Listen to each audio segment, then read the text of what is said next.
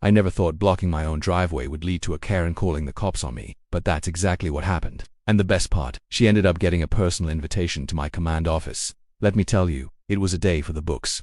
It all started on a crisp Saturday morning. I'm a major in the military, and one of the few perks is getting to drive a government vehicle, a big, black, very official-looking SUV. Now, I live in a quiet suburban neighborhood with one of those super strict HOAs. You know the type they'll measure your grass with a ruler if they could.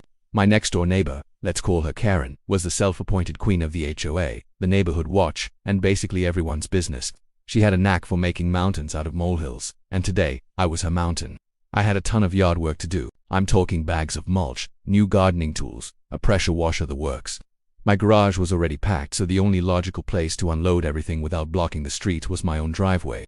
I pulled my personal car up to the very edge of the sidewalk, leaving just enough room for the delivery truck. Then, I parked my government SUV right behind it, effectively blocking my own car in. It was a temporary setup, just for an hour or two while I unloaded. What could possibly go wrong?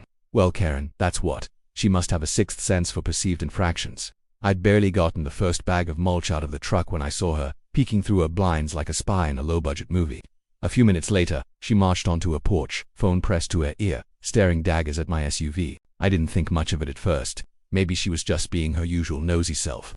But then, about 20 minutes later, a police car rolled up and parked right in front of my house. Two officers got out looking confused. I walked over to meet them, wiping the sweat from my brow. "Is there a problem, officers?" I asked, genuinely puzzled. One of them, Officer Miller, a guy I recognized from local events, looked at my SUV, then at my personal car, then back at me. "We got a call about a government vehicle blocking a private citizen's driveway, possibly stolen," he said, trying to keep a straight face. I just blinked. "You're kidding, right? This is my house, that's my car, and that's my assigned government vehicle.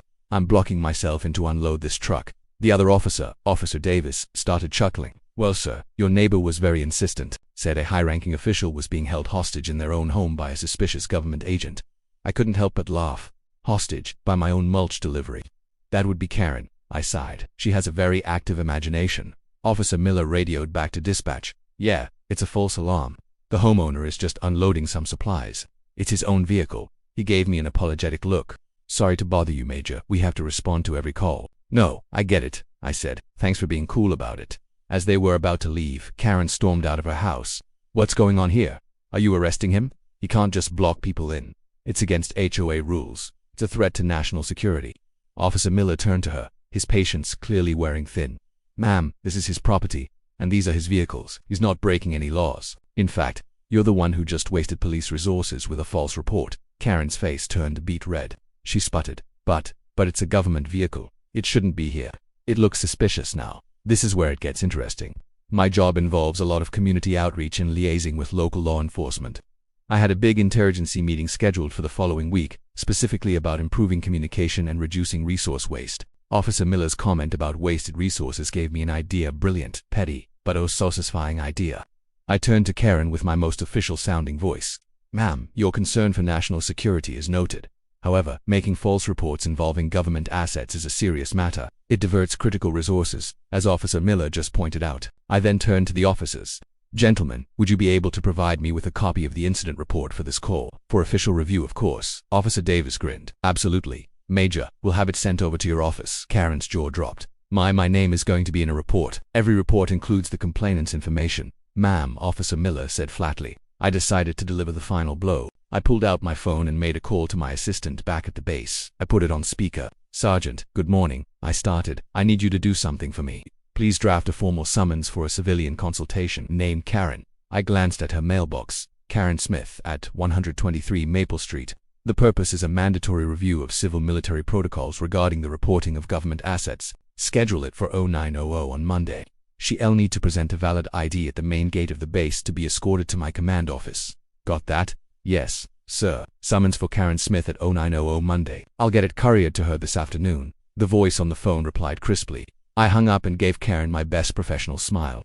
"My office will be in touch, Miss Smith. We take these matters very seriously. Have a wonderful weekend." The color drained from Karen's face. She looked from me to the police officers, who were barely containing their laughter. She stammered something incoherent and scurried back into her house, slamming the door behind her. The officers were practically howling. "Major, that was the most epic thing I've ever seen," Officer Davis said, wiping a tear from his eye. "A mandatory civilian consultation. Is that even a real thing? I winked. It is now, of course. It wasn't a real summons with any legal power. It was just a very official-looking letterhead inviting her to a meeting I had no intention of holding her to. The goal wasn't to punish her legally, but to make her think twice before ever calling 911 because someone's car offended her.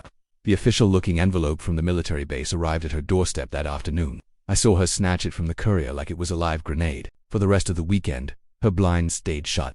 The entire neighborhood was silent. It was bliss. On Monday morning, just for kicks, I called my gate guards and gave them a heads up. If a Ms. Karen Smith shows up asking for me, just tell her the consultation was a training exercise in civilian-military cooperation and that she passed by demonstrating a high level of civic engagement. Then thank her and send her on her way. She never showed up. But from that day forward, Karen never bothered me again. She wouldn't even make eye contact. The reign of the HOA queen was over, all because I blocked my own driveway. Sometimes, a little bit of petty, bureaucratic revenge is the sweetest kind. Thanks for listening to my story. If you enjoyed it, make sure to hit that like button and subscribe for more. See you next time.